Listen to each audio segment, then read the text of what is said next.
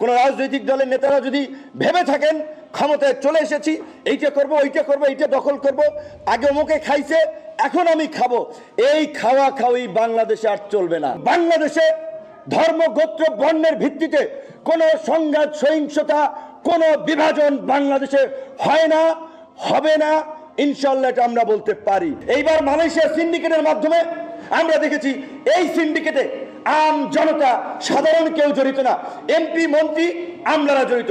কাজী প্রবাসের পাশাপাশি দেশের সমস্ত পর্যায়ের সিন্ডিকেট ভেঙে চুরে গুড়িয়ে দিতে হবে। সিন্ডিকেটের সাথে জড়িতদের বিরুদ্ধে শক্ত পদক্ষেপ নিতে হবে। বন্ধুগণ, আপনাদেরকে বলছি, বুঝতে হবে, সজাগ থাকতে হবে, কাজ করতে হবে। একদল দখলদারকে আমরা হটিয়েছি, কিন্তু আরেক দল নব্য দখলদার বিভিন্ন মাফিয়া ব্যবসায়ীদেরকে টিকিয়ে রাখার জন্য, দুর্নীতি চাঁদাবাজি লুটপাটের রামরাজত্বকে টিকিয়ে রাখার জন্য শুধুমাত্র একজনের কাছ থেকে আরেকজনের টেকওভার নিচ্ছে। কাজেই এই টেকওভার আমাদেরকে ঠেকাতে হবে। পরিবহন সেক্টর, বাজার সমিতি, কোনো জায়গায় কোনো চাঁদাবাজি লুটপাট চলবে না। এইটা কোনো রাজনৈতিক দলের সরকার নয়। কাজী কোন রাজনৈতিক দলের নেতারা যদি ভেবে থাকেন ক্ষমতায় চলে এসেছি, এইটা করব ওইটা করব, এইটা দখল করব, আগে ওমকে খাইছে এখন আমি খাবো, এই খাওয়া খাওয়ি বাংলাদেশে আর চলবে না। আপনাদেরকে সজাগ থাকতে হবে। পরিবহন সেক্টরে এক পয়সাও কোথাও চাঁদা দিবেন না। চাঁদাবাজদের হাত পা ভেঙে গুড়িয়ে দেবেন আপনারা সবাই। সরকার আমাদেরকে সহযোগিতা করবে।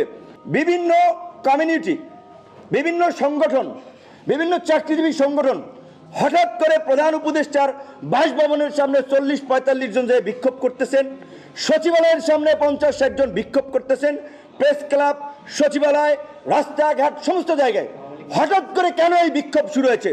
কোথা থেকে এই বুদ্ধি পরামর্শগুলো আপনাদেরকে দেওয়া হলো? আপনাদের তো একটা বেসিক আন্ডারস্ট্যান্ডিং থাকা দরকার, একটা কমন সেন্স থাকা দরকার। একটা নতুন গভর্নমেন্ট বসেছে, তাদেরকে দপ্তর, মন্ত্রণালয়, অধিদপ্তর এটা বুঝতেও তো 10 থেকে 15 দিন সময় লাগবে। তাহলে আপনারা কেন হঠাৎ করে বেতন বৃদ্ধির দাবিতে, চাকরি স্থায়ীকরণের দাবিতে, বিভিন্ন ধরনের দাবি দেওয়া নিয়ে এই যে দীর্ঘ আন্দোলন সংগ্রামের পরে একটা দেশ স্বাভাবিক গতিতে হাঁটবে, সেটি এখন পারছে না। একটা অচল অবস্থা সৃষ্টি করাটা ষড়যন্ত্র এবং পায়তারা চলছে। অনেকেই বলছেন এই যে পতিত স্বৈরাচার শেখ হাসিনা এবং তার এখানকার দোসররা এই সমস্ত কমিউনিটিকে উস্কে দিচ্ছে যে এখনই দাবি আদায় করতে হবে, এখনই বেতন বৃদ্ধি করতে হবে। আমরা পরিষ্কারভাবে বলি, আপনাদের দাবির প্রতি আমাদের সংহতি আছে, আমাদের সমর্থন আছে। আমাদের অন্তর্বর্তীকালীন সরকারে যাওয়ার সুযোগ হলেও আমরা যাই নাই, কিন্তু বিকজ আমরা পলিটিক্স করছি, আমরা বলছি রাজনীতিতে আমরা একটা গুণগত পরিবর্তন করতে চাই। কাজে আমরা রাজনৈতিক সরকার নির্বাচনের মাধ্যমে জনগণের ম্যান্ডেট নিয়ে আমরা 5 ইয়ার্সের জন্য আমরা নেতৃত্ব দিতে চাই। সুতরাং আমরা সেই সরকারে আসবো, কিন্তু এই সরকারকে তো আমাদের সহযোগিতা করতে হবে। এতদিন যে একটা মনে হয়েছে যে তারা প্রভু আর জনগণ দাস, এই প্রভু দাসের সম্পর্ক নয়। প্রত্যেকটি এমবেসিতে একজন লেবার যাক আর একজন শিল্পপতি যাক, প্রত্যেকের জন্য একই ট্রিটমেন্ট হবে। প্রজাতন্ত্রের সেবক তারা স্যার নয়, স্যার ওই জনগণ যাদের ভ্যাট ট্যাক্স আপনার বেতন হয়। জনগণ আপনাদের চাকরি করে না, আপনারা জনগণের চাকরি করেন। জনগণকে স্যার বলবেন।